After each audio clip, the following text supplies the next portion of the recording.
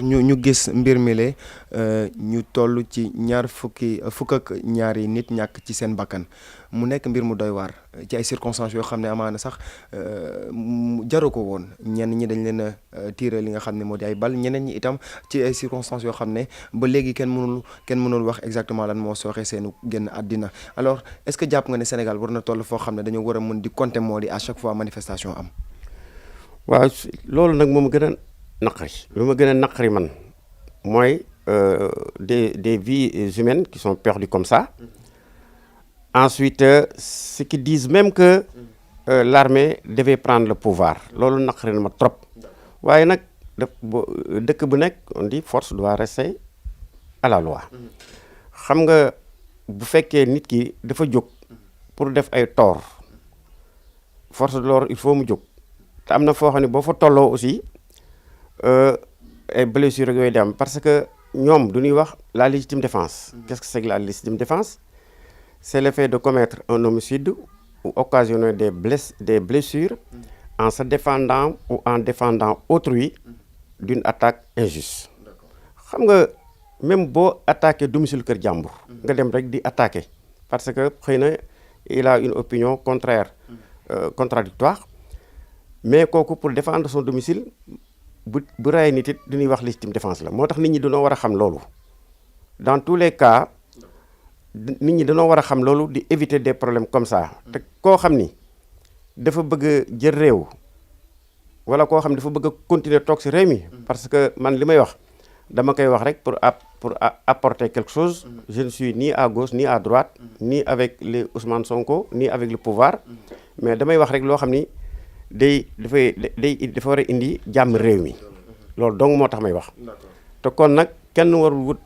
jël sa force di ko employer pour dara parce que de toutes les façons loolu joxul kenn président de la république bu jotee peuple bi mooy wote seet ku mu neex mu jox ko. alors tey jii yaa ngi wax lu am solo ci sa biir kàddu maanaam Sénégal dañ ko dàkkantalee benn pays démocratique dañ ko dàkkantalee pays boo xam ne tey jii li nga xam ne moo di la liberté d'expression dafay day doole naka noonu itam dañ koy gën a ñoñal mais est-ce que jàpp nga ne politiciens Sénégal yi war nañ mën a induire la population sénégalaise ci ay erreurs yoo xam ne xëy na day doon ay erreurs yu ñuy regretter à l'avenir. Non parce que nit boo ko namee pour mu diriger la pour sa jàmm réew la. Mais Sénégal est un pays quand même démocratique lu koy wane mooy booy xool ñu nu wër même au-delà y a eu toujours des coups d'état des problèmes des théories te nun nag yàlla duñ see mos a musal loolu lépp ci démocratie la te booy xool aussi alternance yi fi am yépp donc amee ci démocratie parce que peuple mooy wote seet ku ko neex mu nommé ko président loolu nag même nun bu ñu ko reconnaître tout wala man bu ma ko reconnaître wala sama morom bu ko reconnaître monde bi moom reconnaître na ko jusqu'à présent. D'accord. Alors dañuy ñëw ci li nga xam ne moo di taxawaayu force de l'ordre yi ci circonstances yu ni mel jamono ji bu fekkee ne dañuy wax force de l'ordre maanaam seen taxawaay dañ ko war a gën a mën a ñoñal ci manifestation yi dañ ko war a gën a mën a ñoñal ñeel li nga xam ne mooy wàllu wu munti doon wàllu sécurité nit ñeek wàllu doxalin bi ci administration yu ni mel ñu gis seen taxawaay ci manifestation yi lee xëy na sax ñeen ñi joxañ nañ leen baaraamu tuuma parce que seen taxawaay amaana sax rafetluñ ko bu baax a baax est-ce que force de l'ordre itam jotul ñu xoolaat itam li nga xam ne moo di seen liggéey ñeel wàllu wile. waaw xam nga force de l'ordre c'est veiller à la sécurité publique assurer le maintien de l'ordre une surveillance continue préventive et répressive constitue l'essence de son service. Les forces de l'ordre ñoom waruñu daw avec des sentiments ou bien def lu ñu waru def mais le seul problème mooy on dit également à côté quand les troubles sont graves généralisés caractérisés qu'on ne peut faire cesser que par l'usage de la force. Les forces de l'ordre seront obligées aussi d'employer la force pour que force doit rester à la loi.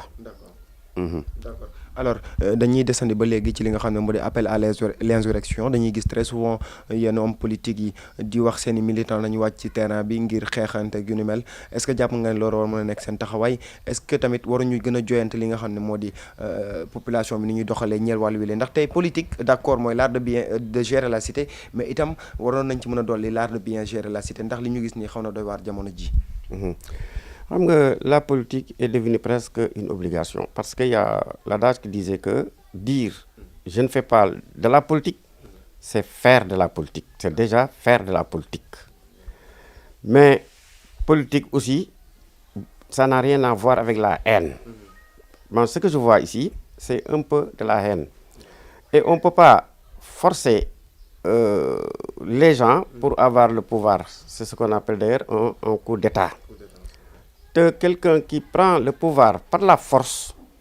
on a vu l'exemple partout dans le monde, va céder également le pouvoir par la force. Kon nag lu gën daal mooy appliquer les règles démocratiques. Quand arriveront les élections, aller aux élections, et le peuple va choisir qui sera le futur président. Et encore, on peut dire même, être présent, ce n'est qu'une question de destin. De destin. Parce que booy seetlu Sénégal, depuis mu amee indépendance ba léegi, il y a que 4 présidents. Senghor, Abdou Diouf, Abdoulaye Wade, Macky Sall. Kon nag loolu mooy wane ni question destin la. Kenn mënu ko forcer kenn. Waaw ku nekk au pouvoir aussi. Mënoon ni man damaa nekk pouvoir buur laa lu ma neex ma def lu ma neexul ma def kooku tam mënul sotti parce que nit ñi dañ la teg pour leur bien-être et leur progrès. D'accord alors ñu ngi ci suñu njeexintal entretien lan moo war a nekk tey yi taxawaayam politique yi à l'avenir pour que politique Sénégal gën a am jëmm naka noonu itam ñu gën a favoriser le développement de ce pays parce que le pays en a besoin également la population sénégalaise surtout la population jeune lan moo war a nekk seen taxawaay ci combat politique yi. Waaw. Combat politique bi mooy lu nu wax rek ak lu ñëpp yaakaar Sénégal parce que quand même le Sénégal on a beau dire mais le Sénégal reste un pays démocratique et ceux qui disent également que ils ne font rien moi je pense que ils connaissent pas l'histoire du Sénégal mais booy seetlu Sénégal bu ñuy soog a am indépendance li fu nekkoon xam nañ que on le connaît très bien sur le plan infrastructure routière, sur le plan barrage, sur le plan forage, sur le plan scolaire, on sait combien d'écoles de lycées étaient là-bas avant l'indépendance, 2 ou 3. Je peux dire même, il y a le lycée Vanvo et ensuite le lycée Faidherbe. Mais tous les autres lycées sont faits pendant notre indépendance. Ensuite, sur le plan forage, barrage, on connaît exactement ce qui était là avant et ce qui est maintenant. Moi, je me souviens d'ailleurs, sur le plan transport, quand on quittait, on était jeunes, quand on quittait Koki pour venir à Louga, ou bien quitter Louga pour aller à Koki, la distance était 30 km et les véhicules faisaient plus de 4 heures de temps. Pourquoi? Parce qu'il y avait que du sable. Les apprentis chauffeurs étaient obligés de mettre des tôles pour que le véhicule progresse. Maintenant, on a vu. Donc, nan muñ Sénégal bu mu ñëwee man yaakaar naa ni bañ a indi benn violence nit ñi am suñu confiance man yaakaar naa ni daan gën a progrès. D'autant plus que y a le pétrole. Moi je me souviens un jour j'amenais l'escadron à Touba Tassou Rajab. Après la cérémonie le marabout sëñ Modou Boussa Dieng m'a appelé pour ñu waxtaan ndax loolu ak kiyam la woon rek. Mil ma day capitaine boobu j'étais capitaine quand même dëkk bi metti na trop ñëpp ngi jooy mais dunoo war a gëm yàlla te góorgóorlu ndax bu njëkk Màkka moo gënoon garaaw nii la meloon Màkka nii la meloon mais yàlla génne na fa pétrole te loolu mën na am Sénégal man nag bu pétrole bi bu mu fi amee sama xel lu mu njëkk a dem mooy si sëñ Modou Boussa Dieng lu mu waxoon xaw ma nag li taxoon ma waxoon ko est-ce que dafa gisoon moo xam mais man daal waxoon na ma ko sa moom la dem kon nag bu nu muñee yaakaar naa ni te góorgóorlu rester nous-mêmes je pense que Sénégal dina changer. Alors dañuy wax li nga xam ne moo di dañuy wax li nga xam ne moo di l'amour de la patrie maanaam nit ki bëgg bi nga xam ne du koy bëgg dëkkam gis nañu ci mel ni ay Cheikh Ahmadou Bamba ay Mame El Hadji Malick Sy également gis nañu ci mel ni Lat Dior ak yu ni mel alors Lat Dior nekk na benn modèle boo xam ne tey jii jeunesse sénégalaise bi war nañ mën a am li nga xam ne moo di jàngat ci taxawaayam naka noonu itam revisiter waat histoire am ngir gën a am taxawaay ci développement dëkk bi leen. waaw loolu nga wax moom dëgg wër sëkk la te loolu sax moo yore Sénégal ndax sénégalais dafa mës a bëgg dëkkam xam nga wax nga léegi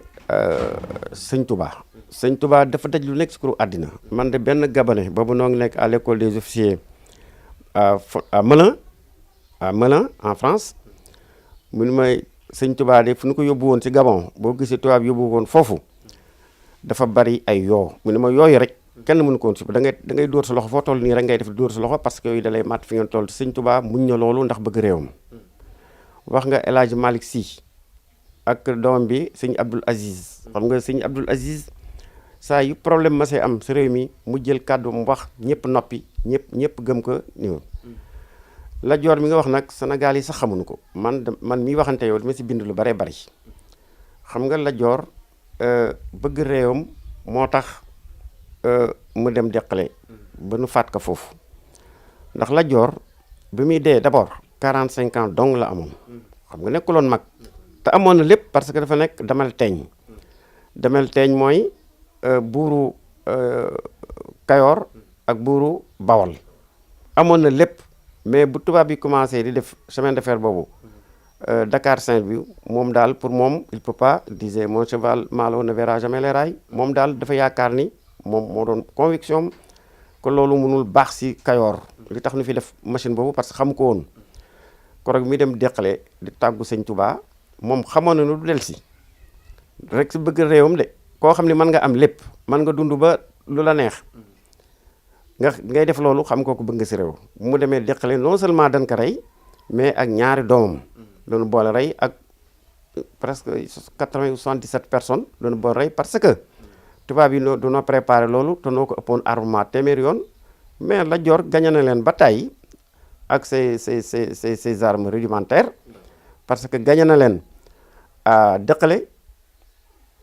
gañe na leen je dis Dëkkale à Ngolngol gañe bu méttee méttu boobu la tubaab bi nag daal ni attention kii bu ñuy jóg si moom bi yoon du ñuy indi ay kono yoo xam ne fu ñu ko dóor rek lu bari sotti